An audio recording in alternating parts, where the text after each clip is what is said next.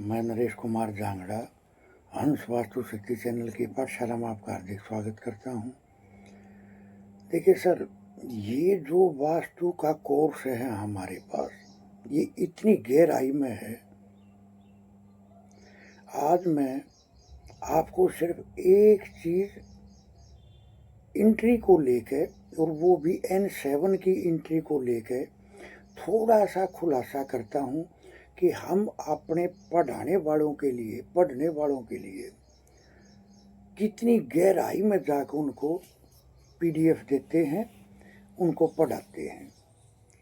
मेरी नज़र में इतनी गहराई शायद ही आपको देखने को मिलेगी। N7 सर, जैसा सबको पता है, ये NNE का क्षेत्र है, हेल्थ और इम्यूनिटी को दर्शाता है। इतना तो PDF में आपको लिखा मिल जाएगा कि शरीर में रोग प्रतिरोधक क्षमता की कमी हो जाती है और दवाइयाँ शरीर में नहीं रमती। लेकिन इससे भी ज़्यादा खुलासा क्या होता है, स्त्रियों द्वारा जनित दोष का कारण बनती है। यानी स्त्रियों के कारण ही समस्याएं पैदा होती हैं। स्त्रियों के कारण मध्यम स्त्री ही बनेगी, स्त्रियों को ईर्ष्यालु और झगड़ालू स्वभाव का बना देती है।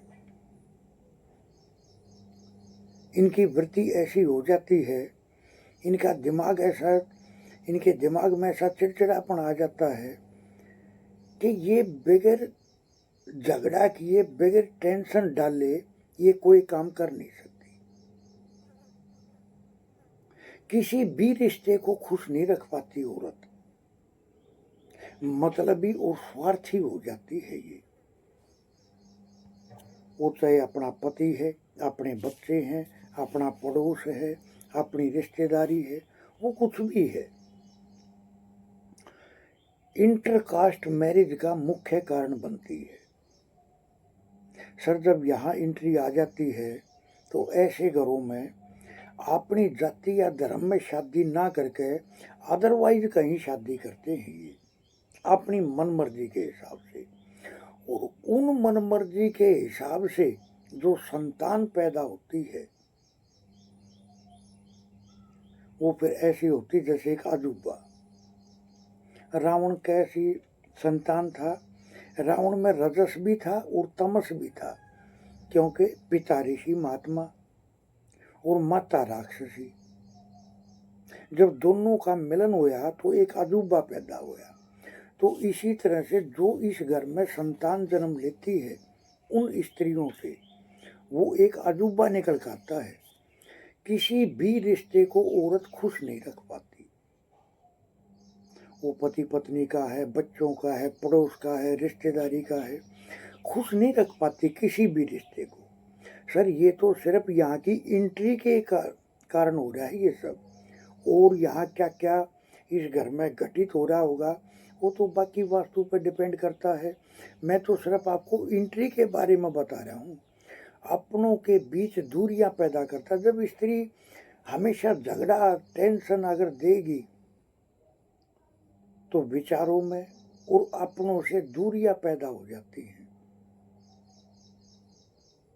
और अपने स्त्रियों के पागलपन के व्यवहार के कारण परिवार के लोग घर छोड़कर चले जाते हैं। कोई भी आदमी घर छोड़कर चला जाएगा कि इतनी टेंशन है, इतना झगड़ा है, इतनी बकवास है, यहाँ रह के क्या करना है।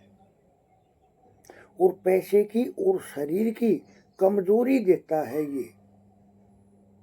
ये वाला एरिया। पैसे की और शरीर की कमजोरी देता है। लक्ष्यों से दूर जो बंदा जीवन में आगे बढ़ने के अपने लक्ष्य तय करेगा, उनसे मन में भटकाव आ जाएगा, भटक जाएगा वो। उसको पता ही नहीं करना क्या है, कर क्या रहा है। करना कुछ होता है आगे बढ़ने के लिए और कर कुछ और रहा होता है। दवा का शरीर में न रमना। सर, वाटर एलिमेंट का क्षेत्र है ना, विचार व्हाट रियली मेंट है। और वो जल तत्व ही पूरी बॉडी में उस दवा को उस हिस्से तक पहुंचाने का काम करता है, लेकिन ऐसा संभव नहीं हो पाता कि दवाइयां शरीर में काम कर जाए, तो आशीर्वाद नहीं मिल पाता।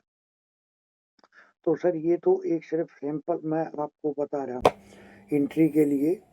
बाकी बहुत डीप डिटेलिंग में अगर आपका सीखने का मन है, इच्छा है, अगर आप इस फील्ड में हो तो ये कोर्स आपको जरूर करना चाहिए। हंस वास्तु शक्ति ये चैनल आप सबका है। लाइक करें, सब्सक्राइब करें, शेयर करें, कमेंट करें। सर वास्तु को इतनी गहराई से पढ़ाया, बताया, समझाया जाता है कि आपकी उम्मीद से भी परे एक ही जगह पे इतना सारा मटेरियल कहीं देखने को नहीं मिलेगा। तो इस तरह से थैंक यू, धन्यवाद, नमस्कार, जय हिंद, जय भारत।